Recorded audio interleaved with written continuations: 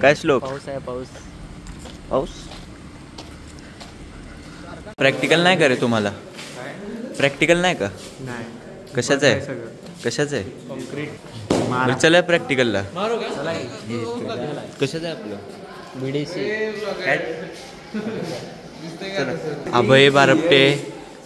अभय बारपटे कामेरीचा आहे पण राहतोय मुंबईमध्ये. श्लोक यादव, आदित्य पाटील आहे. हे मुंबईकर आहेत आणि टॉपर आहेत. ड्रॉइंग किती झाल्या काढून? ड्रॉइंग झाल्या, स्केचबुक मधलं झालंय सगळं आणि ऑटोकॅडवरचे 2 प्लॅन काढून झाले.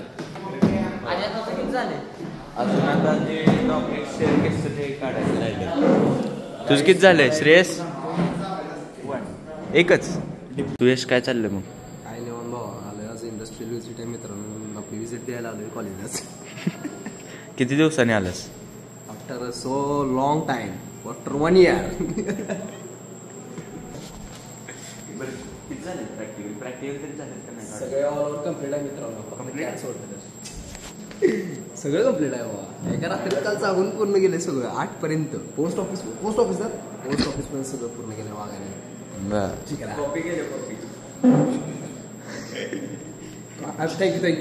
थँक्यू.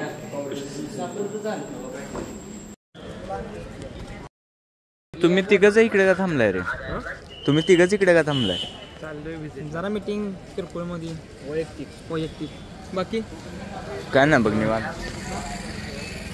लॉक करायला माझी. होय. मग अजून काय सन्मित? निवांत. कुठे सर आले? काय करायचं सांग. कसं पण येत असलं तरी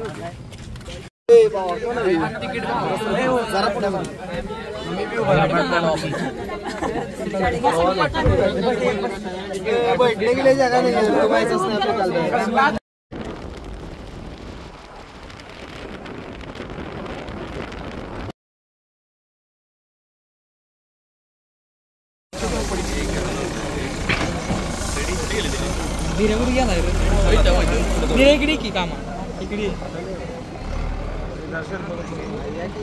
काय म्हणते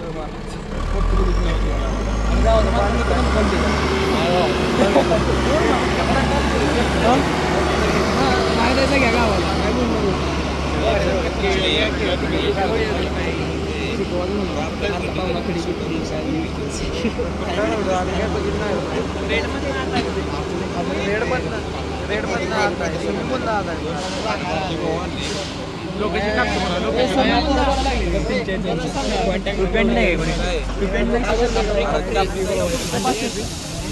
काय एडके होतं ना का? एडके व्हिडिओ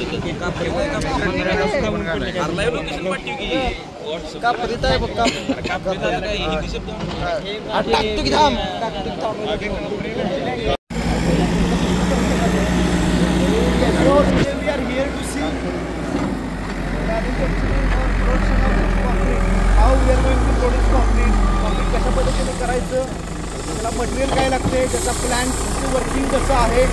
हा जो प्लॅन्ट आहे याचं नाव आहे रत्नदीप कॉन्क्रीट LLP प्लॅन्ट. त्याच्यामध्ये आपण कॉन्क्रीट तयार करतोय आणि प्लॅन्टचे ओनर आहेत विजय पाटील. तर यांना आपण रिक्वेस्ट केलेली आहे की प्लॅन्टविषयी माहिती बऱ्यापैकी आपल्याला देण्यासाठी. आता काही प्लॅन्ट्स आपण अगोदर बघितले होते पूर्वीचे बॅचेस असेल, आम्ही नॉन वर्किबल प्लॅन्ट बघितले गेलो आणि त्यांनी आम्हाला सांगितलं. चांगली गोष्ट इथं ही आहे की आपल्याला वर्किबल प्लॅन्ट बघायला मिळतोय. आपण इथं आता स्वतः अनुभवतोय, काम चालू आहे. कॉन्क्रीट सुरुवातीपासून एंडपर्यंत, इनिशियल पॉईंटपासून फायनल जेव्हा कॉन्क्रीट तयार होत आहे तिथंपर्यंतची प्रोसेस कशी आहे, त्याला किती जागा लागते. If anyone wants to become a entrepreneur, एखादा व्यावसायिक बनायचा असेल, बाहेरचे विद्यार्थी आहेत सर लांबचे, एखाद्याला एंटरप्रेन्योर व्हायचं असेल तर हा प्लॅन करण्यासाठी किती खर्च येतो, कशा पद्धतीनं प्रोडक्शन करायचं आहे, ही सर्व माहिती सरांच्या माध्यमातून इथं मिळेल. सर्वांनी नीट ऐकून घ्यायचं. तिथं टेस्ट सुद्धा कॉन्क्रीटवरती ज्या घ्यायच्या आहेत त्या पण टेस्ट इथं घेतल्या जातात. सॅम्पल जे क्यूबचे आपण काढतो ते पण काढले जातात.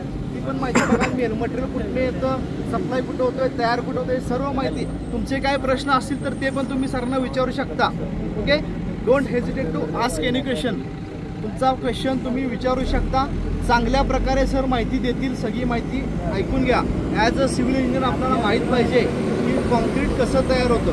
आता RMC डे टू डे लाईफमध्ये RMCचा वापर जास्त व्हायला लागला आहे. RMC रेडीमिक्स कॉन्क्रीट लोक जास्त वापरायला लागले. ओके, तर ती माहिती सर देतील. आणि सरांचं मी या ठिकाणी आभार व्यक्त करतो. सरांनी आपल्याला या ठिकाणी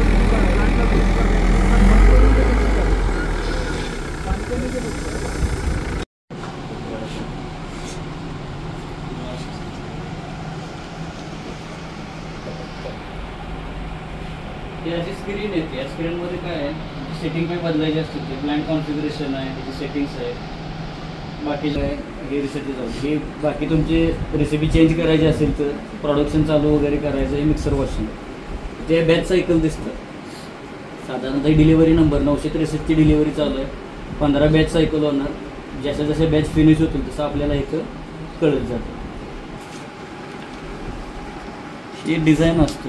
रेसिपी पर MQ मेन्शन केलेलं आहे. सँड एवढी येणार, 10 mm एवढी येणार, 20 mm एवढी येणार, सिमेंट एवढं येणार, फ्लाय ॲश एवढं येणार आता, आणि पाणी एवढं येणार. आता मला एक सगळ्यांनी सांगा, याचं ॲडमिक्सर काय येत नाही.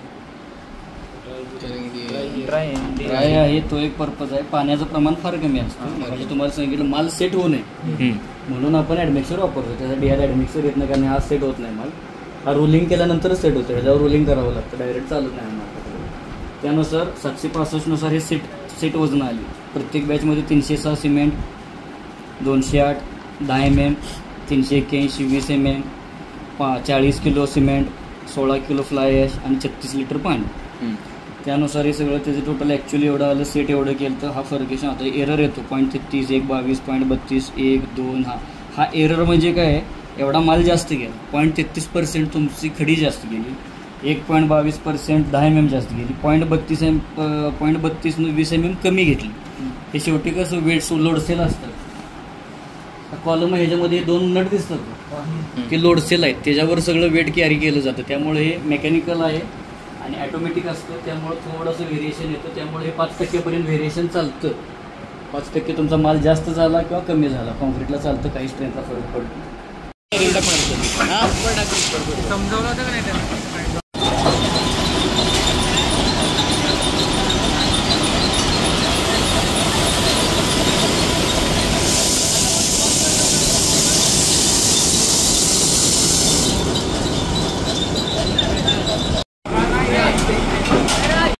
मित्रांनो, आता आम्ही RMCचा प्लॅन्ट बघून आता परत इकडे क्रशर बघायला आलोय. इकडे पुढं क्रशर आहे. अरे आता तुला काय झालं, असं करतोयस कॅमेरा आल्यावर? बरं, इकडे वरती क्रशर आहे. तिकडे आता चालत निघाला.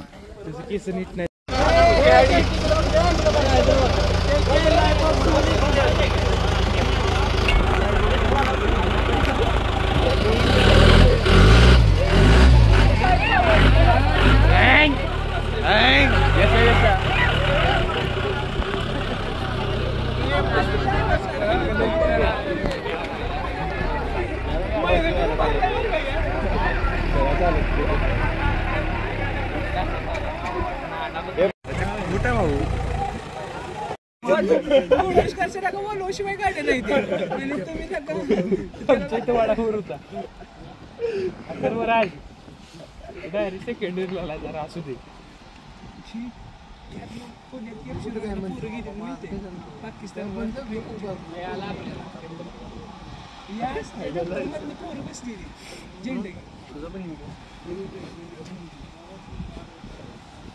जावा की 1 रुपयाचा बिस्किट पुडा घेऊन जायचं खरं.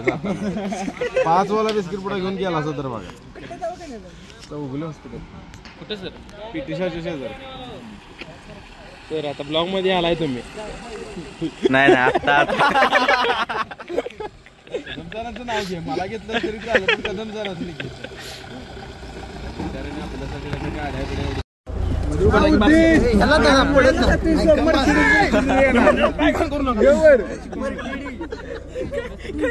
मर्सिडीज पाहिला का तिकडे देऊ नका कोणी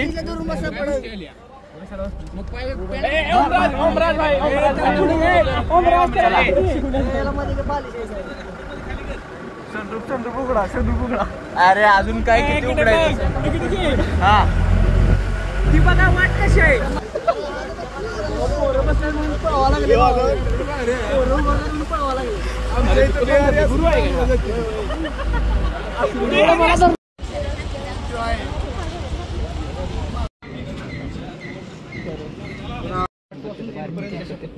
थोडक्यात सर सांगा अशा प्रत्येक प्रोसेसमध्ये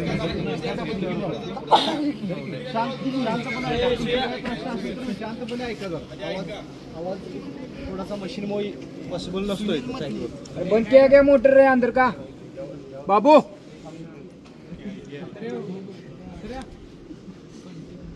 आता येताना आपण खान बघितली दगडाची तिथून दगड येतो वरती ती गाडी मोठी आली तिथं दगड त्यात डंप होतो हां हपर म्हणायचं त्याला नंतर हे प्रायमरी मशीन म्हणायचं यात डंप झाल्यानंतर यातून 60 mm 70 80 90 mm साईज ही साईज दगड होतं त्यात तिथून परत ते सेकंडरी म्हणून आहे त्याला सेकंडरी म्हणतात 4 त्या सेकंडरीमधून आपल्याला पाहिजे ते साईज काढायची 40 20 30 असे त्यातून परत शिथे स्क्रीन आहे जाळी अशी जाळी टाईप 4 टप्प्याची जाळी चाळण असते म्हणजे त्यातून आपल्याला कुठला माल पाहिजे तो त्यात हे करायचं ते अर्धा पावणा म्हणजे 10 mm 20 mm म्हणतात त्याला त्याच्यानंतर हे 40 60 आणि अलीकडला लहान ढिगायचं हे 2 आणि ज्या इथून परत नंतर तिथे एक हपर आहे त्या हपरमधून ह्या VSI म्हणायचं त्याला क्रश सँड तयार होते हा क्रश सँड तयार झाल्यानंतर ह्यातून परत त्या स्क्रीनला पुढचा अशी सेम जाळी इकडे आहे मग इथून परत नंतर पुढं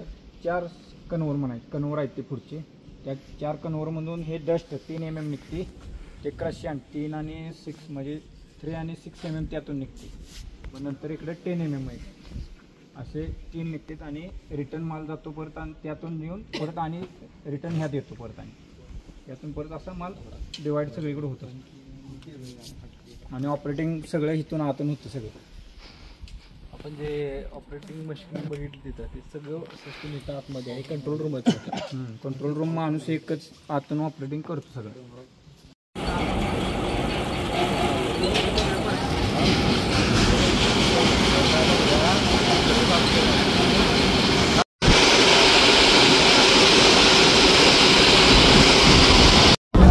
आता आम्ही इथं क्रशरच्या इथं वरती आलोय इथून खालीतून आलेल्या दगड इथं क्रश करतात आणि परत मग साईज तिथं पाहिजे त्या साईजनुसार तिथं कट करतात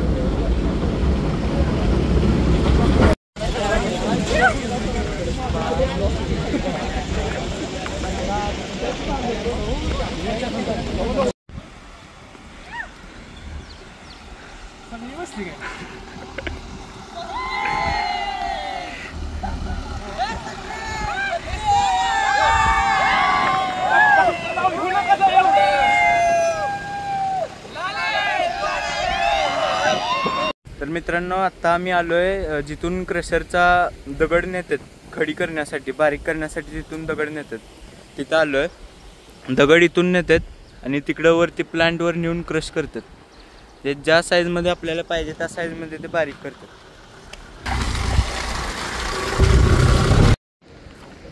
सगळेजण गाडीतून यायला लागलेत आणि मी आणि सन्मित दोघं झालं चालत आम्हाला एक खाण बघायची होती ह्या खाणीतून क्रशरकडे दगड नेतात मित्रांनो आता मी क्रशर प्लांट बघून इकडे आलोय आता कॉलेजमध्ये जायचंय आम्ही इकडे पुढे येऊन थांबलोय चालत सगळ्यांची वाट बघत इथं थांबलो बसच्या बाहेर